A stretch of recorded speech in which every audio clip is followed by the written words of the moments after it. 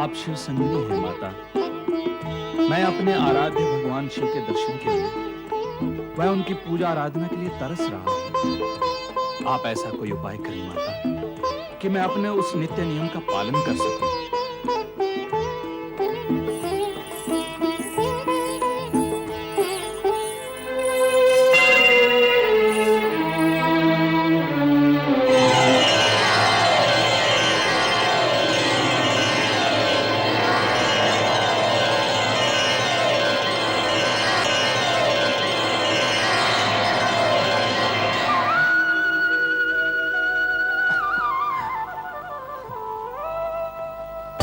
नारायण नारायण।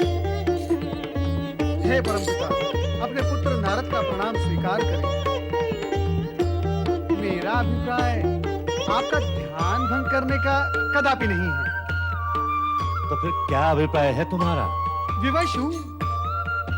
क्या करूं परमपिता, मेरे मन में उठते प्रश्न ने मुझे अशांत कर रखा है। उसी प्रश्न के समाधान हेतु मैं आपके सम्मुख उपस्थित हुआ हूं। इस समय स्वयं नहुष अशांत हो रहा है, इसलिए उसके विषय में पूछे जाने वाला प्रश्न अशांत तो करेगा ही, किंतु तुम उसकी चिंता क्यों करते? जो कुछ हो रहा है अथवा होने वाला है, उस सबको तुम एक मौन दर्शक की भांति देखो। नारायण नारायण। परमपिता, यदि ऐसा संभव होता तो मैं आपको कष्ट ही ना देता, परंतु क्या करूं, वृत्ति की विवशता है परमपिता, वृत्ति की विवशता। जब एक प्रश्न मन में उठता है तो उसके समाधान तक मेरे श्वास की गति नियमित और संतुलित होती ही नहीं। पूछो, क्या पूछना चाहते हो? परमपिता, मैं ये पूछना चाहता हूं कि नहुष, क्या नहुष अपने जीवन के अंत तक स्वर्ग के सिंहासन पर आसीन ही रहेगा? तुम्हारे इस प्रश्न का उत्तर यदि हम हाँ में दें, तो उसके पश्चात तो तुम कोई प्रश्न नहीं करोगे नारद। नारायण नारायण। इसका अर्थ ये हुआ कि अब देवराज इंद्र अनंत काल तक स्वर्ग से बाहर रहकर अपने पापों का प्रायश्चित करते रहेंगे। कदापि नहीं। इंद्र के पाप की कालिमा भगवान शिव की कृपा से शीघ्र ही विलीन होगी। अर्थात देवराज इंद्र स्वर्ग का सिंहासन पुनः प्राप्त कर सकेंगे।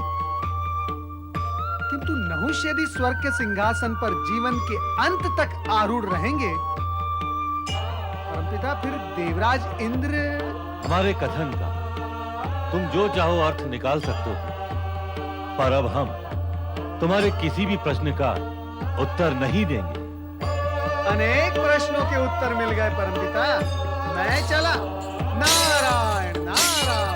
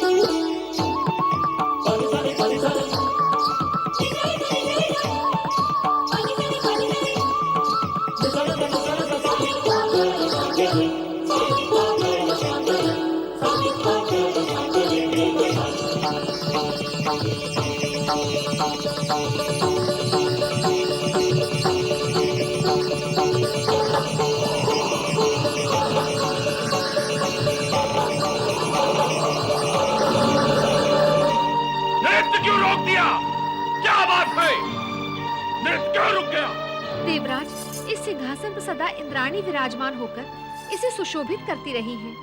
उनके बिना ये सिंहासन सूना सूना हो गया है। उनके यहाँ न होने से हमारी नृत्य प्रेरणा समाप्त हो गई है।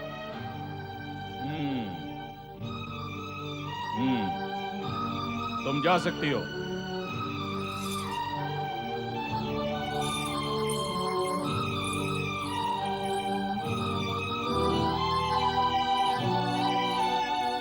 प्रणाम देवगुरु। कल्याण हो। देवी सची, आप कहाँ गई थी? यहाँ सब आपके लिए चिंतित है। यहाँ सब मेरे लिए चिंतित हैं और मैं अपने स्वामी देवराज की चिंता में डूबी हुई हूँ। उन्होंने मुझे यहाँ पे मेरी इच्छा के विरुद्ध भेज दिया है। अब मैं क्या करूँ देवगुरु? अर्थात तुम मानसरोवर गई थी, वहां से लौट रही हो? देवगुरु, आपने तो मुझे स्वामी की दुर्दशा के विषय में कुछ भी नहीं बताया। उन्हें मानसरोवर के कमलनाल में बंदी देखकर मेरा हृदय विदीर्ण हो गया है। मैं उनके साथ रहना चाहती थी, परंतु नहीं देवी नहीं, आपका वहां जाना और वहां रहने का आग्रह दोनों ही उचित नहीं है। क्या मेरे अपने स्वामी के पास रहना उचित नहीं? परिस्थिति को समझने का प्रयत्न करो देवी सची। देवराज इंद्र वहां प्रायश्चित व तपस्या करने गए हैं। यदि मोह माया उनकी साधना में बाधक होगी तो क्या वे अपने लक्ष्य तक पहुंच पाएंगे? तो अब मुझे क्या करना होगा देवगुरु? आपको इंद्रदेव की अनुपस्थिति में स्वर्ग में रहकर ही प्रतिक्षण एक नई परीक्षा देनी होगी। इस समय मैं आपको सावधान होने के अतिरिक्त अन्य कोई परामर्श नहीं दे सकता। माता शक्ति की भक्ति ही अवश्य तुम्हें इस दुविधाजनक स्थिति से उबार लेगी। तब तक तो देवी धैर्य ही धारण करना होगा। नारायण नारायण जय जय ब्रह्मदेव। नारायण नारायण। जय जय ब्रह्मदेव। प्रणाम गुरुदेव। कल्याण हो। प्रणाम देवर्षि। प्रणाम मुनिवर। कल्याण भव। अपने इस आशीर्वाद को कहें कि वो फलित हो। आपके ये शब्द आपके भीतर की पीड़ा का परिचय दे रहे देवी शची। इससे पहले मैंने आपको इतना उदास कभी नहीं देखा। आपके चेहरे की उदासी देखकर मेरा मन शोक से व्याकुल हो उठा है। क्या करूं देवर्षि, कुछ समझ में नहीं आता। देवी, जब कुछ भी समझ में ना आए और पीड़ा क्या करूं के प्रश्न में बदलकर सामने आकर खड़ी हो जाए तो केवल एक ही मार्ग शेष रह जाता है। वो क्या? भगवान भोलेनाथ और माता शक्ति पर आस्था रखना। इन पर आस्था रखें, शीघ्र ही देवराज इंद्र के साथ आपका पुनर्मिलन होगा।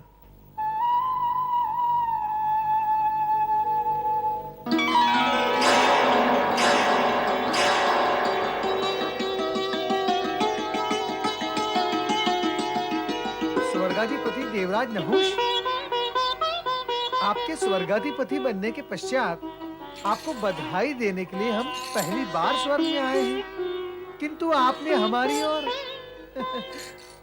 देखा तक नहीं। नारायण नारायण। क्षमा करें देवर्षि और मेरा प्रणाम स्वीकार करें।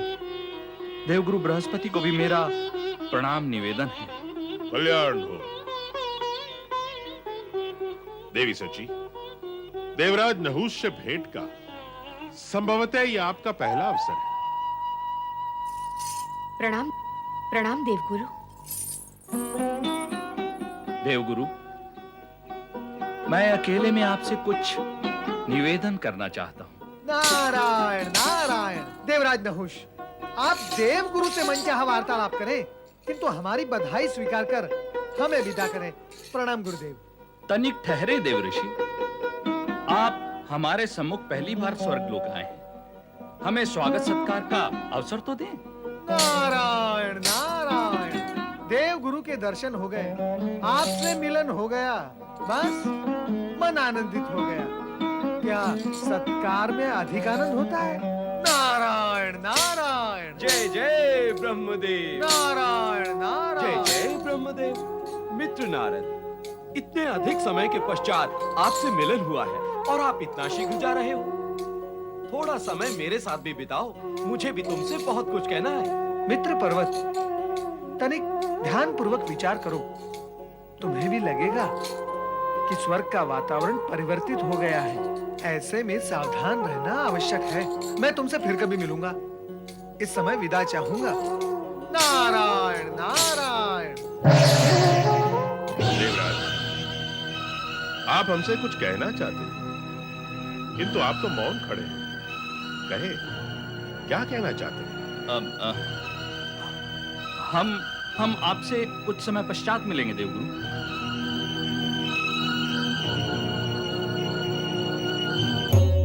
नारायण नारायण। ओम नमः शिवाय। स्वर्गलोक से चले आ रहे हो नारद।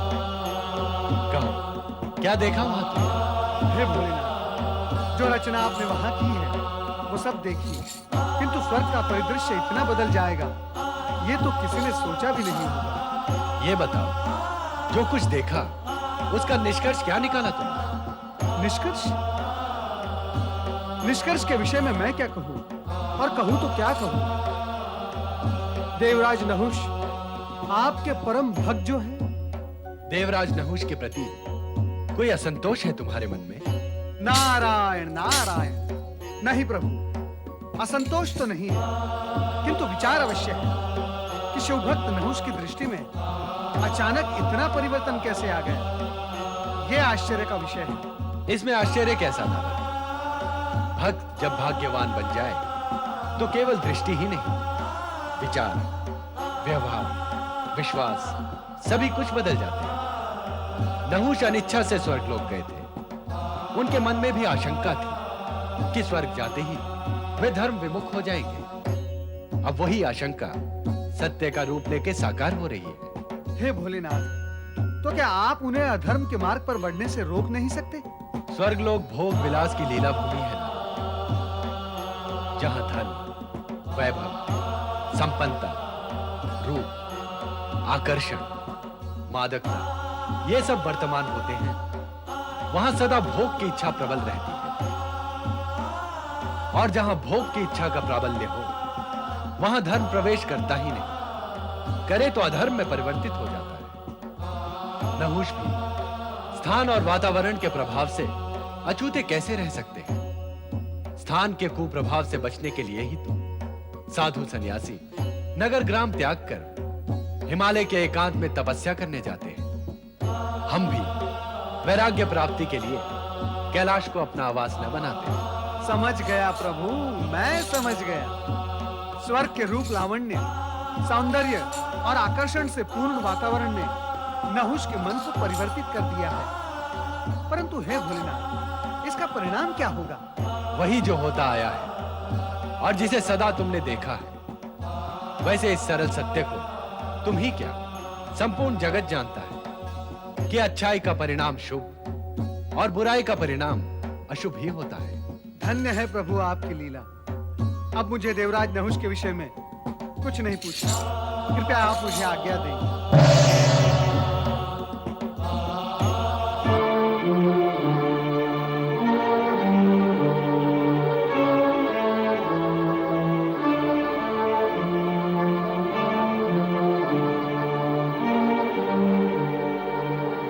देवगुरु आप? हाँ महाराज नहुष, आपके मन में उद्वलित द्वंद्व को मैं कुछ कुछ जान रहा हूं। देवगुरु के नाते ये मेरा कर्तव्य है कि आपकी व्यग्रता का समाधान करूं।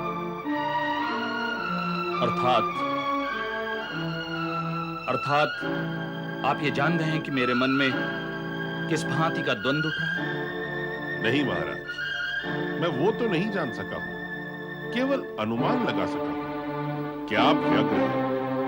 आप स्वयं बताएं कि आप मेरे आश्रम में किस परामर्श के आशय से आए थे? देवगुरु, यदि आप हमारे मन की स्थिति को जानना चाहते हैं तो सुने।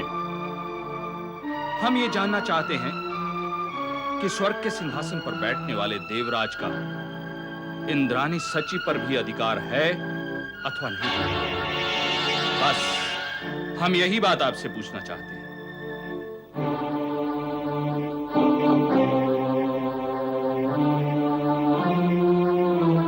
यदि सची स्वयं स्वेच्छा से और देव सभा भी स्वीकार करे तो यह अधिकार आपको प्राप्त हो सकता है। परंतु जहां तक मैं जानता हूं, देवी सची अपने पति इंद्रदेव के प्रति पूर्ण रूप से समर्पित है। वो अन्य किसी पुरुष की पत्नी बनना स्वीकार नहीं करेगी।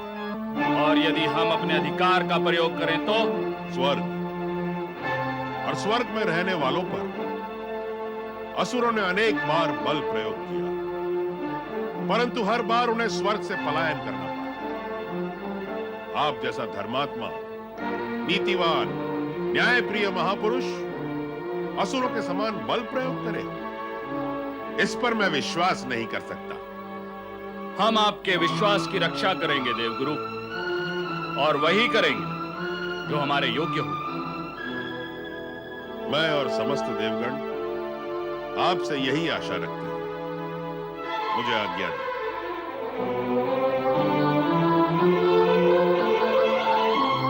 हे मां शक्ति, शक्ति दो मां, मुझे शक्ति दो ताकि मैं इस संकट का सामना कर सकूं। पति की आज्ञा के कारण मैं स्वर्ग लोक लौटने के लिए विवश हो गई हूँ, परंतु हे जगदेश्वरी, भुवनेश्वरी, मातेश्वरी, तुम्हें कोटि कोटि प्रणाम। देवी सची, आप भयभीत न हो और चिंता का भी कोई कारण नहीं है। मां शक्ति की कृपा से आप कभी वंचित नहीं हो सकते। मैं जानता हूं कि नहुष की वेदक दृष्टि से तुम भयभीत हो गई हो, किंतु यह आश्वासन दिलाता हूं कि महाराज नहुष तुम पर बल प्रयोग नहीं करेंगे। फिर भी तुम पर आए हर संकट का सामना तुम्हें अत्यंत चतुराई और कूटनीति से करना होगा। मुझे पूर्ण विश्वास है कि नहुष की कामनाओं की विस्फोट का सामना तुम दृढ़ता से कर सको। तुम्हारा कल्याण हो।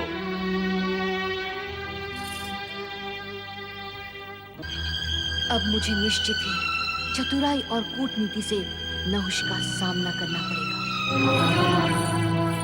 महाराज नहुष को रंभा का प्रणाम। आओ रंभा। आपने मुझे स्मरण किया महाराज। रंभा, अब हम महाराज नहीं रहे, देवराज नहुष बन गए हैं। क्या इस सत्य का तुम्हें ज्ञान नहीं? ज्ञात है महाराज। देवराज नहुष। रंभा, हमने तुम्हें विशेष कार्य से यहां बुलाया है, और वह विशेष कार्य यह है कि तुम हमारा व्यक्तिगत संदेश इंद्रानी सची तक पहुंचाओ। अवश्य देवराज, अवश्य। बताइए, क्या है आपका संदेश? हम देवी सची से एकांत में मिलना चाहते हैं। मैं आपका यह संदेश उन तक अवश्य पहुंचा दूंगी, किंतु वे आपसे अकेले में मिलना स्वीकार करेंगी अथवा नहीं, ये मैं नहीं कह सकती। हमने तुम्हें यहाँ इसलिए बुलाया है कि तुम देवराज के अधिकारों को स्वयं भी समझ लो और इंद्रानी को भी समझा दो। हमसे मिलने के लिए तुम्हें उसे मनाना होगा, और उसे भी मानना ही होगा। हम देवराज हैं, ये हमारे अधिकार और प्रतिष्ठा का प्रश्न है। मैं आपकी आज्ञा का पालन करूंगी देवराज। जय जय लक्ष्मी नारायण, जय जय लक्ष्मी नारायण। नारद, आज तुम्हारा मुख प्रश्नात्मक लग रहा है। लगता है ढेर सारे प्रश्न पूछने का आयोजन है।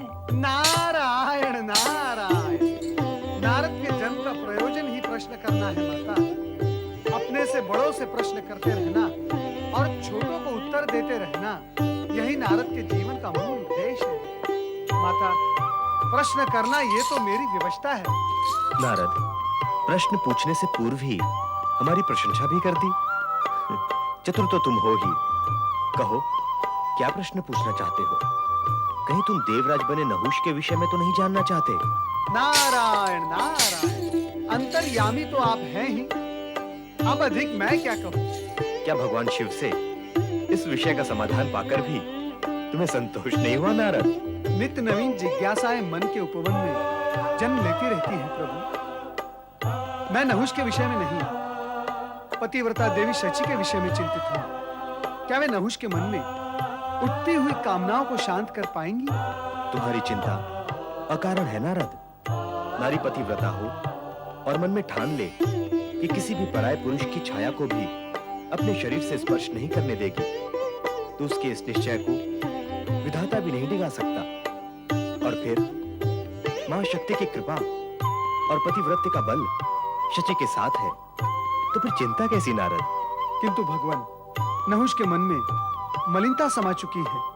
हम जानते हैं और यह भी सत्य है कि कामनाओं के वशीभूत होकर यदि नहुष ने अनैतिक और अनुचित आचरण किया तो उसका पतन निश्चित है। और इससे अधिक तुम क्या जानना चाहते हो नारद? कुछ नहीं प्रभु, कुछ नहीं। मेरा समाधान हो गया। अब आप मुझे आज्ञा दें। नारायण नारायण। स्वामी, नहुष क्या सची को अपनी जीवन संगिनी बनाना चाहता है? किसी के कुछ भी चाहने और इच्छा करने से क्या होता है देवी लक्ष्मी? होता तभी है जब इच्छा और कामना का धरातल नैतिक, न्याय संगत और समुचित हो।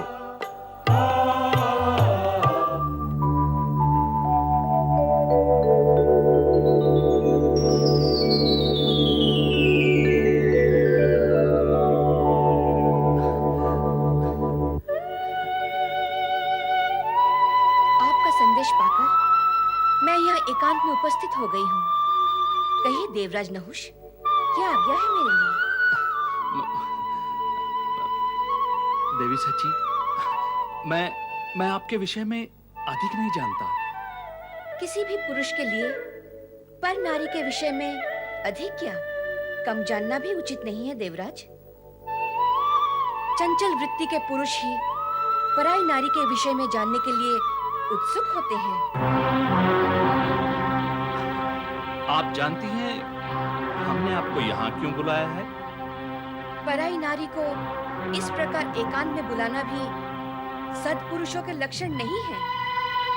और मैं ये भी जानती हूँ कि जब कोई पुरुष किसी पराई नारी को इस प्रकार एकांत में बुलाते हैं तो उसका एकमात्र उद्देश्य प्रणय निवेदन ही होता है। फिर भी तुम आई? विवशता, परवशता, प्रतिकूल परिस्थितियों के बंधन से बाध्य होकर आई हूँ। और मेरा अनुमान यदि सत्य नहीं है तो आपके मन में और क्या है वो स्पष्ट करें देवराज। स्वर्ग के सिंहासन पर बैठने वाली देवी सची का अनुमान असत्य कैसे हो सकता है? आश्चर्य का कोई कारण नहीं है देवी। हम देवराज हैं और तुम इंद्राणी, इसलिए तुमसे संबंध जोड़ना अनुचित नहीं होगा। यही है हमारे मन में। पर मैं विवश हूँ देवराज। इंद्रदेव के होते हुए मैं आपसे संबंध नहीं जोड़ सकती। इंद्रदेव का कहीं कोई पता नहीं। वे तो स्वर्ग से वंचित और बहिष्कृत हो चुके हैं, इसलिए उनके विषय में सोचने का कोई लाभ नहीं। अब तो तुम हमें ही अपने स्वामी के रूप में स्वीकार करो। यही कहने के लिए हमने तुम्हें यहाँ बुलाया है। मैं अपने पति के प्रति संपूर्ण रूप से समर्पित और निष्ठावान हूँ। किसी पर पुरुष से संबंध जोड़ना मेरे लिए पाप है। पाप मन की दुर्बलता है देवी। इस दुर्बलता का बहिष्कार करना चाहिए, तोड़ देना चाहिए इस पाप के भ्रम को। आपका आदेश मानकर मैं ये भी कर सकती हूँ, परंतु कर सकती हो तो फिर बाधा कहाँ? परंतु क्या? यदि आप इस विवाह को उन सप्त ऋषियों द्वारा मान्यता दिलवाएं जिन्होंने आपको स्वर्ग के सिंहासन पर बिठाया है। सप्त ऋषि हमारी बात अवश्य माने। क्षमा करें देवराज, केवल उनके मान लेने मात्र से मैं नहीं मान जाऊंगी। उनके सहयोग और स्वीकृति को मैं तभी स्वीकार करूंगी जब वो आपकी उस पालकी को अपने कंधों पर उठाकर लाएंगी जिस पर बैठ के आप मुझसे विवाह करने आएंगी।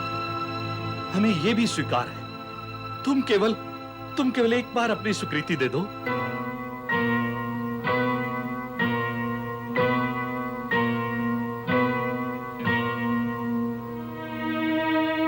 यदि आप सप्त ऋषियों द्वारा उठाई गई पालकी में बैठकर मुझसे विवाह करने आएंगे तो मैं आपकी इच्छा और कामना को कैसे अपमान कर सकती हूँ देवराज? मैं आपकी कामना अवश्य पूर्ण करूंगी। इसे आप मेरी स्वीकृति माने। मैं इस कार्य को शीघ्र अतिशीघ्र पूर्ण करूंगा देवी सची। हमारा धैर्य अब अपनी सीमा का उल्लंघन करने का हट कर रहा है देवी सची।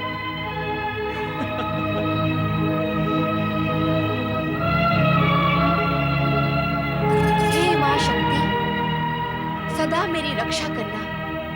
हर हर महादेव, हर हर महादेव, हर हर महादेव।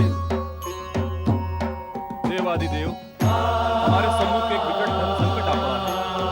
आपके आदेश से जिस मानव सम्राट नहुष को हमने सदैव स्वर्ग पहुंचाया, उसे देवराज इंद्र का सिंहासन दिलाया, वही अब हमें अपना प्रीत दास समझकर स्वर्ग बुला रहा है। आप ही बताएं हमें क्या करना चाहिए। नहुष ने वो नहीं किया जो हमने उससे करने को कहा था।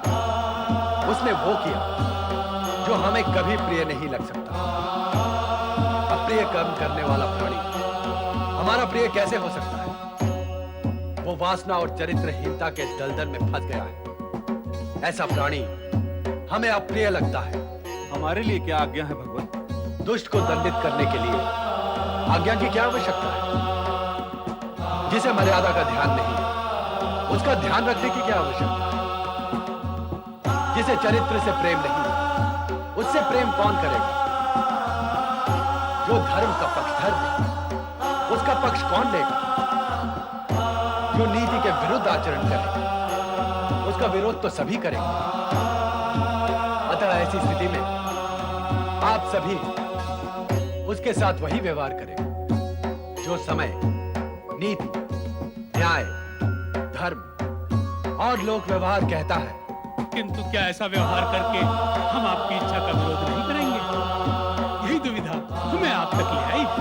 ऋषि अत्रि, आपकी दुविधा का उत्तर हम दे चुके हैं। एक बार पुनः स्पष्ट कर देते हैं कि मान उसी का रखा जाता है जो दूसरों का मान रखता है।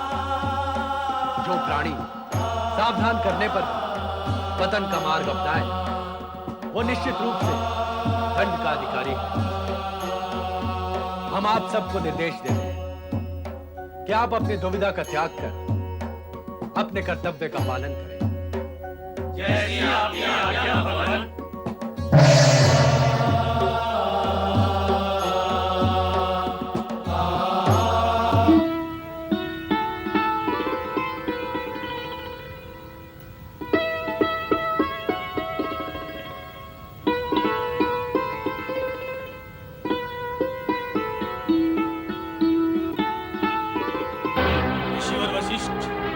जीवन में ऐसा पतित कर्म हमने कभी नहीं किया। आकाश की शोभा बढ़ाने वाले हम सब ऋषि इस कामुक नहुष के कहार बनकर इसकी पालकी ढो रहे हैं।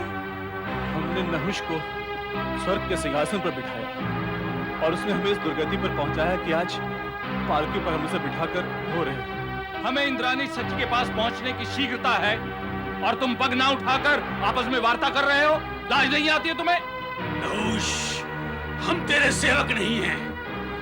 हमें कहता है, अरे लाज तो तुझे आनी चाहिए। तू अपने पूज्य ऋषियों का अपमान कर रहा है उन पर सवारी करके। सर्प गति से चलो, सर्प गति से, अन्यथा हम तुम्हें दंडित करेंगे। सर्प गति से, सर्प सर्प सर्प सर्प सर्प गति से। नहीं, तीव्र गति से चलना संभव नहीं। सर्वथा नहीं, हमारे लिए सर्प गति से चलना संभव नहीं। क्या कहा? सर्प गति से नहीं चल सकते। मेरी आज्ञा का उल्लंघन। हे कृतघ्न दुष्ट नहुष, तूने हम सप्तर्षियों का घोर अपमान किया है। सर्प गति से न चलने पर हमें ठोकर मारी है। जा, मैं तुझे श्राप देता हूँ। तू इसी समय सर्प बन जा और स्वर्ग से पतित होकर नरक में निवास कर। सर्प बनकर नरक में निवास कर।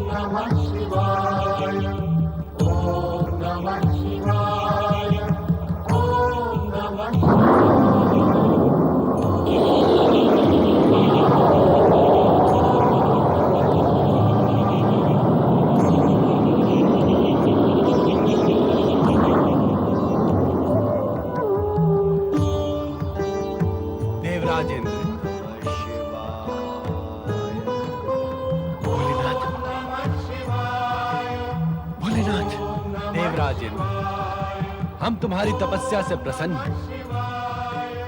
तुम्हारा प्रायश्चित पूर्ण हुआ।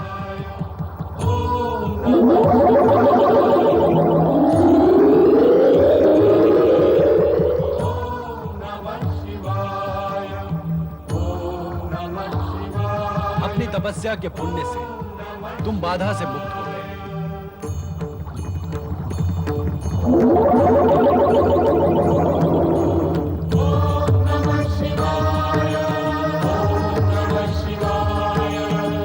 मैं धन्य हुआ भोलेनाथ, मैं धन्य हुआ। मुझे अटूट विश्वास था कि मुझे आपकी कृपा अवश्य प्राप्त होगी। मैं धन्य हुआ भगवान, मैं धन्य हुआ। तपस्या तो सदा फलदायी होती है देवता। तपस्या का फल निश्चित है। अब तुम स्वर्ग जाकर उन्हें वहां की व्यवस्था सुधारो।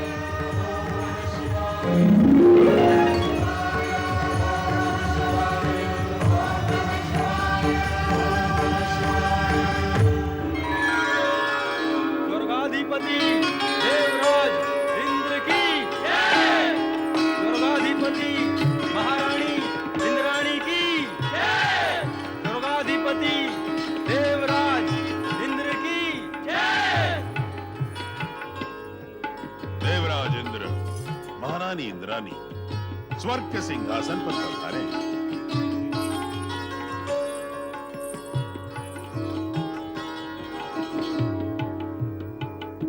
भगवान शिव और माता शक्ति की कृपा से आप घोर संकट से मुक्त हो। अब धर्म और न्यायपूर्वक स्वर्ग का शासन करें और संभालें अपना वज्र। बधाई हो देवराज इंद्र, बधाई हो देवी शची, बधाई हो। भगवान भोलेनाथ की असीम कृपा से आप अत्यंत कठोर और कठिन परीक्षा में उत्तीर्ण हुए हैं। आप सत्य कह रहे हैं देवर्षि। ये सब शिव कृपा और मां शक्ति की कृपा से ही संभव हो सका है। मेरे कहे इस सत्य में अब ये सत्य भी आप सम्मिलित कर ले देवराज कि छल, कपट और प्रपंच का परिणाम कभी शुभ नहीं होता। आशा है देवी शची इस कार्य में आपकी सहायता करेंगी और भगवान भोलेनाथ आप दोनों का कल्याण करेंगे। भगवान भोलेनाथ की जय।